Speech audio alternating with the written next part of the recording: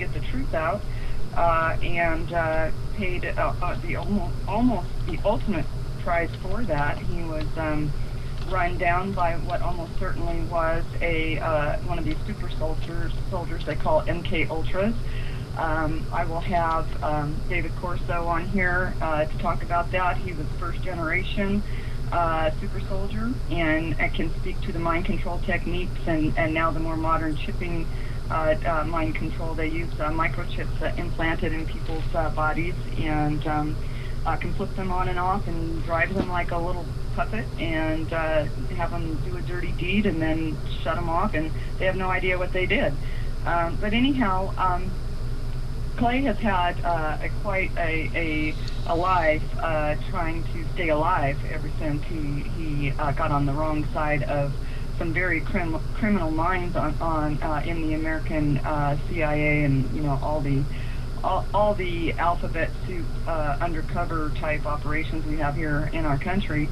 And in the meanwhile, while he's laying low and still trying to get the truth out to everybody else, Clay has written some books, some for fun, fiction, and some for information purposes that he does have up and for sale. And let me see if I can get Clay on with us now and to talk about. I'm right here, darling. Clay, are you there? I'm right here, Colleen.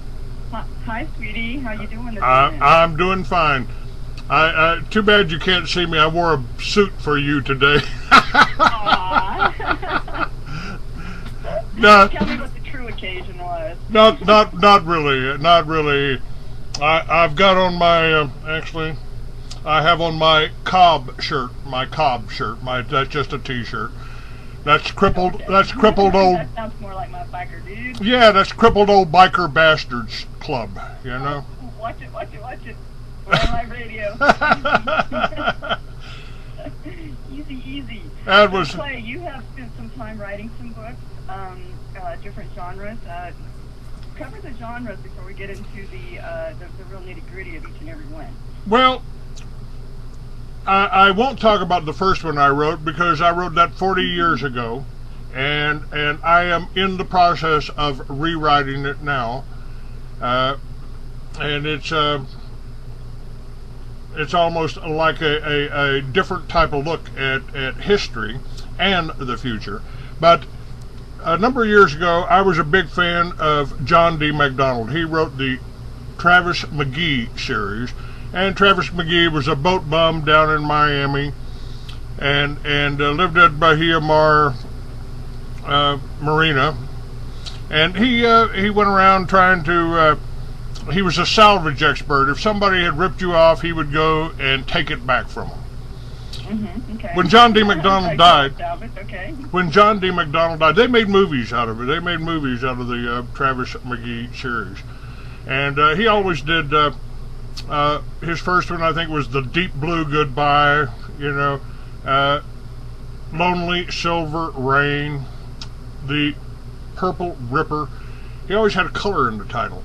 So when he died, he was supposed to. It had been rumored that he was going to do the Black novel where Travis McGee died, but he died before he could do that. And I started a series called, at the time, I called it the Trevor McGee series, about a man that could have been his son. But Trevor was a little bit, had some similarities to me, same size, motorcycle rider, businessman, entrepreneur. And the first novel in that series was One Bloody Alabaster Eye. And I showed up at John D. MacDonald conference and met Maynard MacDonald, John D. MacDonald's son, and I had already started writing my novels. And so we had this conversation. We were supposed to come to this event dressed as your favorite Travis McGee character, and I went as myself. And he said, "Well, who are you supposed to be?" I said, "Well, I came as Trevor McGee." He said, who's Trevor McGee? I said, "The son Travis never knew he had." It was the son he had with the lady from Waco in the Deep Blue Goodbye. And he kind of freaked out, so he had his lawyers writing me. I wrote him back, and we responded a couple of times. But there was no, everything I write's original, and there was no copyright on that. But I told him, I should tell you what, my character is no longer related to your character. My character is now Trevor Cameron, a businessman, millionaire, martial arts expert, biker. And, you know, my character does speculate. Perhaps John D. McDonald was in the Bahia Mar and met his father, Shannon McGee, or Shannon Cameron at this time, and patterned the the Travis McGee character after my character's father, Shannon. And so they quit writing me. They quit hassling me, and I came out with that first book, One Bloody Alabaster Eye. I went back a few years later and updated it and added a future segment, because this one was set about 10, 15 years ago, and so much has happened. I put in a future segment, and that future segment is my character somewhere in time has transformed into a guerrilla warrior in America, fighting. Is this one you actually did finish? What's that? Are we talking about one you actually did finish now? Oh yes, I finished 2 books in my Trevor Cameron series. Trevor Cameron, okay. Terrorist Hunter. Title number 1, number 2. Number 1 is One Bloody Alabaster Eye. Number 2 is Deadly Flashes of Silver. And number 3 will be White Gold, and that'll be about the cocaine smuggling into America that's covered in my non-fiction book, Mystery Babylon: The New World Order Unveiled. Okay, but this is all based on the life of a real person caught up in the thick of this mess.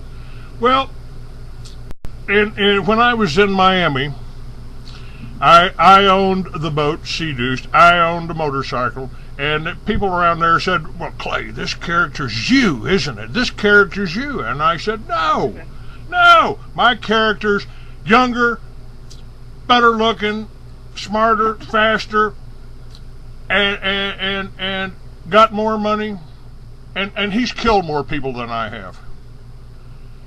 And that kind of ended the conversation. But the books are based on my experience. I've been around to 49 states, including Hawaii. I've been to 6 countries. I've ridden motorcycles and ridden and been a member of clubs. One that went to the Banditos, went to the Hells Angels, and then I became the loner, and I don't ride with anybody. I don't wear any patches. Mm-hmm. But I published 2 motorcycle magazines, and I've been publishing the Free American magazine for the last 10, 15 years, since 1994, and interviewing. I've interviewed thousands of people. Clay, is that a Free American or the Free American? It's freeamerican.com. Oh, so nothing before that. Nothing before that. Freeamerican.com. Just Free American. www.freeamerican.com, and that's the name of the magazine as well. And you've been publishing that for the better part of 20 years? Almost. 1994 is when I started that in the militias around the country. I promoted the militias in the magazine. ADL gives me credit for that. Are you still coordinated with these militias? I talk to them. They all know who I am. They know I support them. They understand. They know that. Let me ask you this. Have you heard about Operation Sleeping Giant? I've heard about it. I don't know the details on it. Oh, they're about to rock and roll with this one, man. They've gotten together with Oath Keepers and a bunch of different militias with retired military. And these guys, that served their 4 years and got out, all these guys have all this masterful training, And they're coordinating all these guys that were officially trained by the military and all these militia guys that also were and are helping train civilians the same way they were trained. And they've been doing this for quite a little while, and now they're ready for a civil confrontation, not a violent one, but just a show of force to let the American corporation of the United States know that we have the numbers to resist and will resist, and they had better not show up with UN soldiers or anybody else to give us any trouble, because we have the numbers way better than they've got, and this is not a fight they want to have. But we're no, that's why they're scared. That's why they've gone. Go ahead. That's why they've gone. And I've got this right up on my website, freeamerican.com, on the right-hand side of the page. I've got the information up there that about the Oath Keepers and about the the orders that they won't obey. And I said that's our veterans speak out about the wars. I've got a movie on here. The veterans speak out about the wars. Our government is making our soldiers into the real terrorists, and they are speaking out. And I had short in Mystery Babylon, my nonfiction, I have the whole Homeland Security assessment, and I got a call from Albuquerque Journal, and they said, Clay, have you seen this assessment by Homeland Security? They're talking about the militias again. And they were also talking about the Christian identity. And Southern Poverty Law has come out about, and Homeland Security too, trying to paint veterans as potential terrorists. They are scared to death of us. They don't want. They sprayed us because they are anti-American. Yes, they are. And you know what? They do not consider themselves of the same country we are. They literally, their district is in D.C. in District of Columbia. And that's really all their laws and everything they pass in their corporation only applies to that little plot of land. It doesn't apply to everybody outside that plot of land. But as long as they go below us into thinking that it does and we act accordingly, they have power. But as soon as we stand up with civil disobedience and resistance, they're through. And that's what's about to happen. Everybody realizes that the tax thing was a fraud, the Fed was a fraud, the IMF going to the Crown and the Vatican, that there's 13 royal families on this planet that have been fleecing humanity for a long time. You might add the wool over their eyes in many, many different ways. And and the game is up. These guys got so freaking greedy. They made themselves so blatantly obvious to everybody.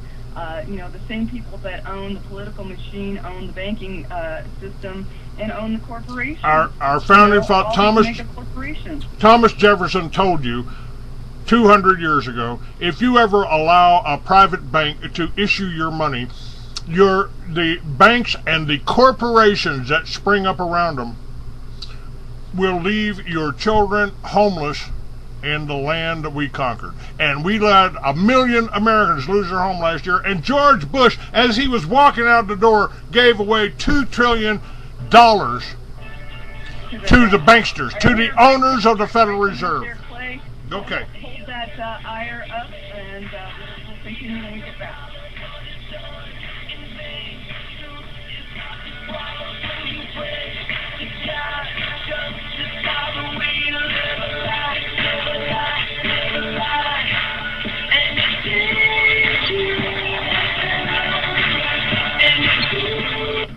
LBN, America's Most Wanted. Can you handle the truth? That's LBN, your #1 choice in political talk radio.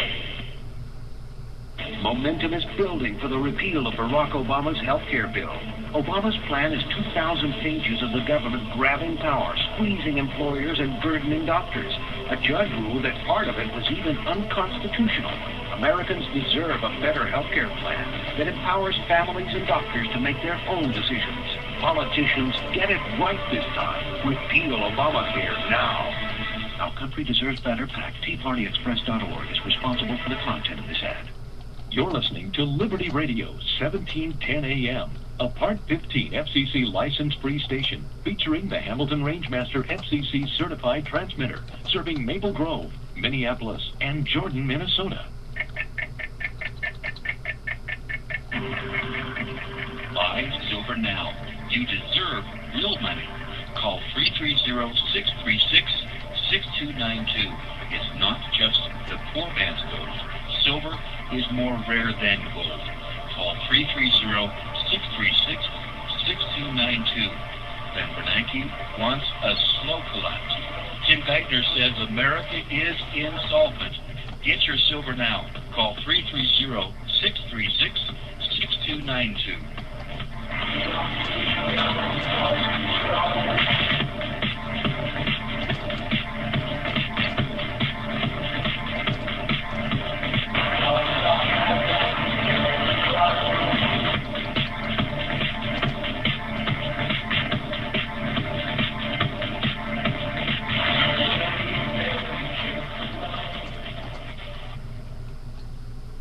You know the Constitution like the back of your hand.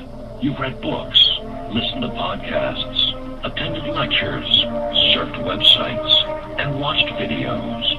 You've made liberty your life's goal, but something seems to be missing.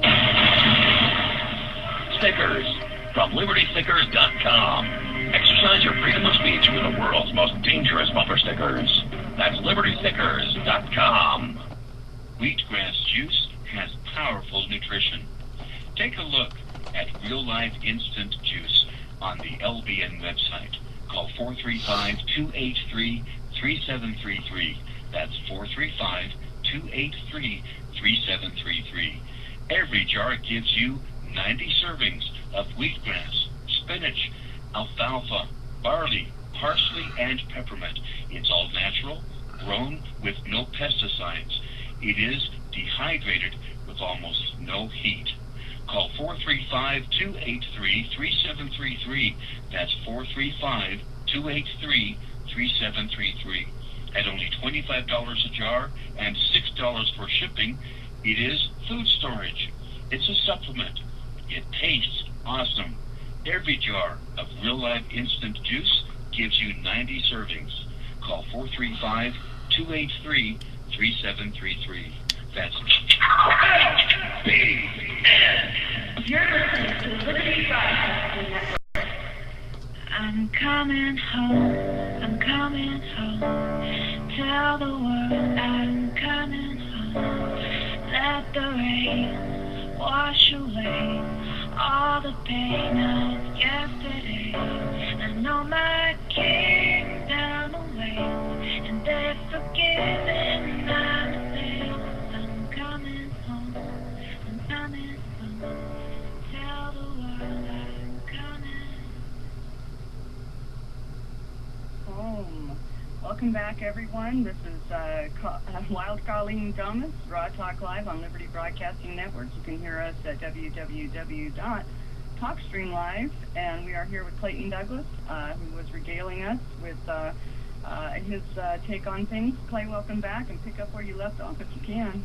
Well, you know, the Homeland Security assessment tried to paint our veterans. The Homegrown Terrorism Act they passed was really the outset of the war against us, and that homegrown terrorism watch that turned into these centers, the fusion centers, all across, in every state, 50 states has a fusion center. Those fusion centers are taking their propaganda straight from the Mossad, from the ADL. The Mossad and CIA run the drugs in this country. And I've got that in my book, Mystery Babylon, the whole Colonel Cotolo expose of George Bush and his partners Manuel Noriega and Bill Clinton smuggling drugs into the country. And that's all in Mystery Babylon, the whole thing, along with the Homeland Security Assessment Report. The Homeland Security and the war on terror, folks, is a war against anyone, anywhere that doesn't want to go along with one world government, one world banking, and if you don't want to be a slave to the banksters. And that's what fractional banking does. What we were talking about before was we were talking a little bit about Operation Sleeping Giant, which of course is coined from the Japanese War when Americans responded to the Pearl Harbor attack. These guys ain't seen nothing yet because we've rallied up now. We've got the civilian army. We've got people here in this country realizing that they are about to be invaded, and they are being attacked already in a covert war.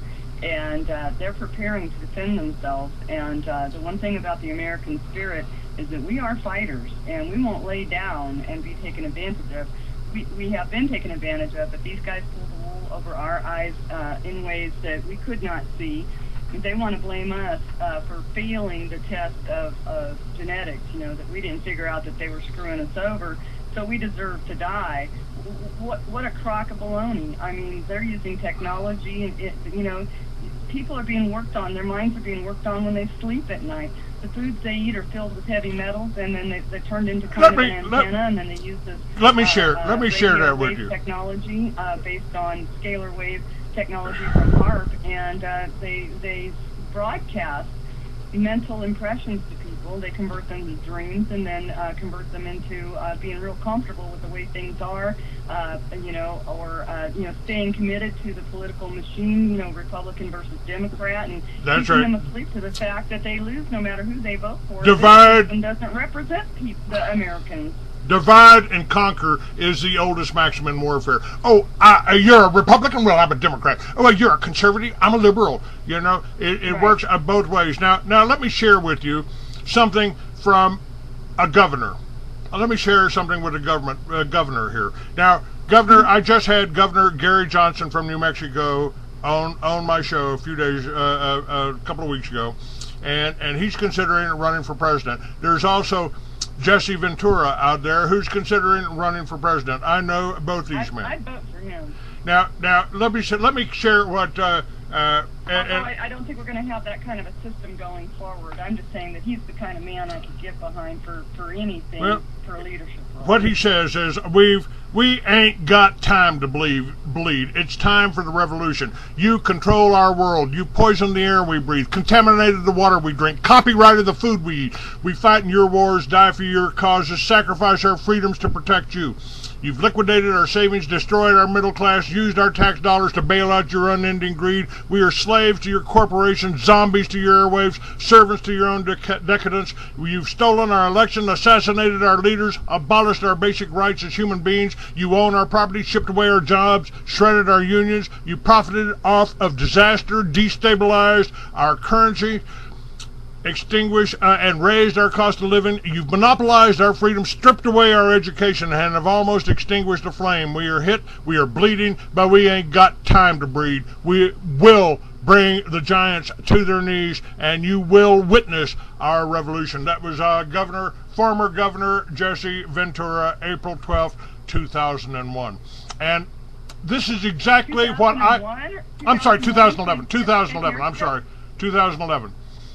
2011. Okay, good. And yeah, because he's right. Time is short. This is exactly. Yeah. This is exactly what I put in the Free American magazine that I started back in 1994. Now they tried to kill me over that magazine. They did not want me publishing that magazine.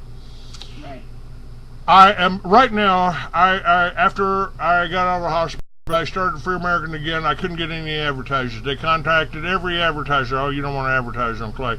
None of the Patriot networks, so-called Patriot networks, would have me on to talk about this, with the exception of you and Liberty. So I'm blocked. My website is blocked in every library and every major corporation around the country. They say it's a porno site. Oh no! I have got, what they have done, what they couldn't kill me. They tried to kill me. They tried to threaten me. They tried to intimidate me. They drove away my family. They drove away all of my advertisers. They cleared multi-million-dollar deals, and I'm still here, and I'm doing it every day. And I've got 3 books out now that I didn't have them. I have 4 films out now, and every one of them, the true face of FEMA tells you what they're going to do.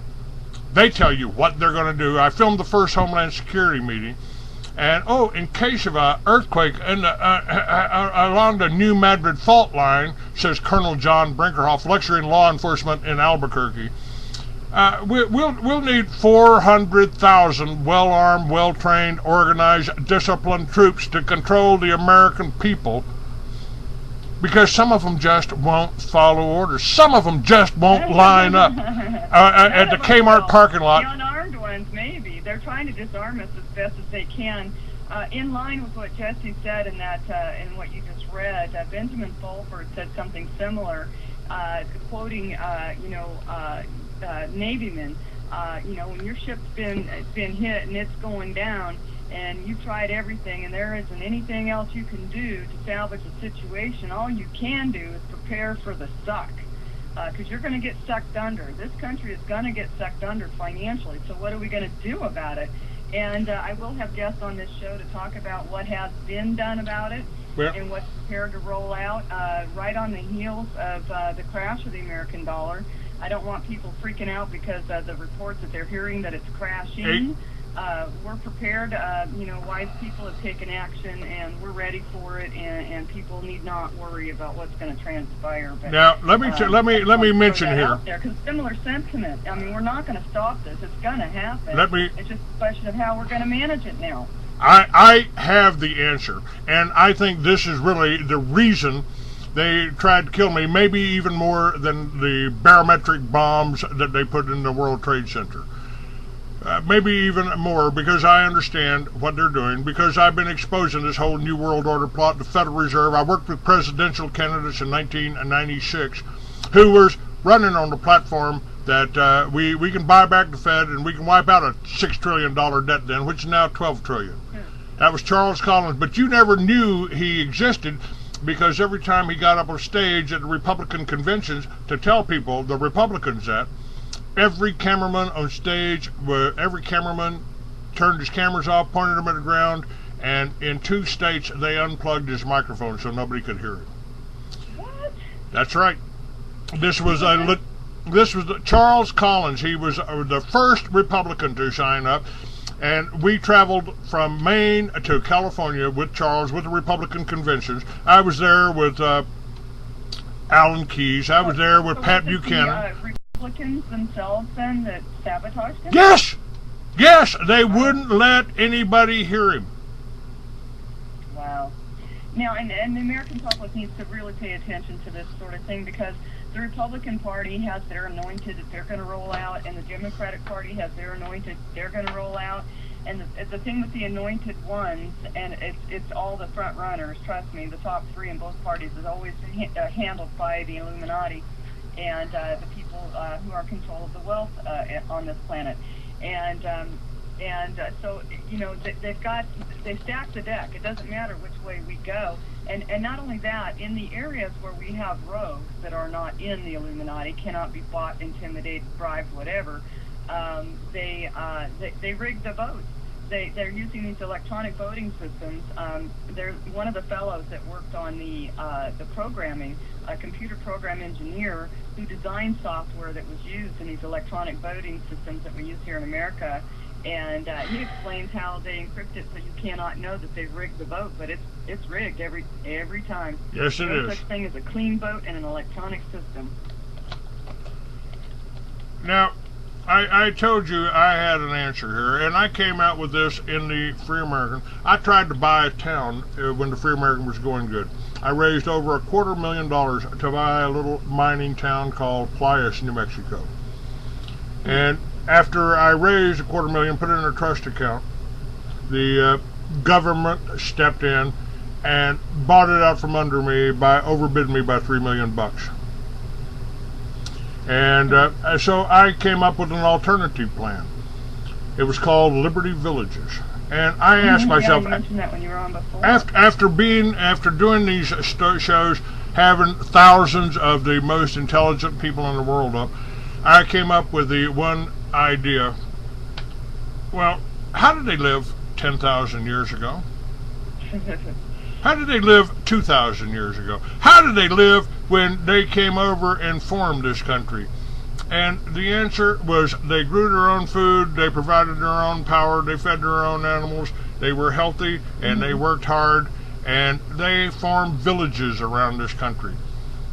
And the basis of all civilization is the self-sufficient family farm, and that's what Liberty Villages is a recreation of that. Well, let's not cover territory we covered already, because you got to go at the top.